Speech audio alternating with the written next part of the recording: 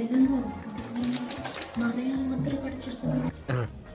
எனக்கு கீழே நிறைய மாத்திரை கிடைச்சிது.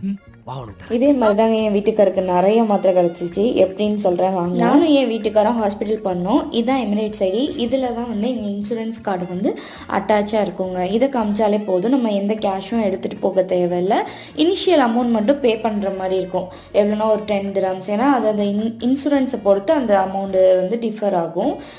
ஆனால் ஆக்சுவலாக இது விஷயம் இல்லை. விஷயம் என்னென்னா, சும்மா ஐ டெஸ்ட்டுக்காக போனோம். நானும் என் வீட்டுக்காரும் ஐ டெஸ்ட் எடுக்கலான்னு. அவங்களுக்கு தான் மெயினாக கண்ணில் எந்த வித பிரச்சனையும் இல்லை.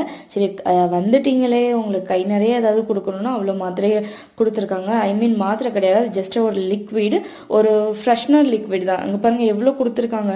இதை ஏன்டா இவ்வளோ கொடுத்தீங்கன்னு தான் எனக்கு டவுட்டு. பட் இருந்தாலும் உங்கள் பெருந்தன்மையை நினச்சி நான் பொறுத்த வரைக்கும் இப்படி தான். ஹாஸ்பிட்டல்னு போனாலே கை நிறைய மருந்து கொடுத்து தான் அனுப்புவாங்க. அதுதான் ஏன்னு எனக்கு இன்னொரு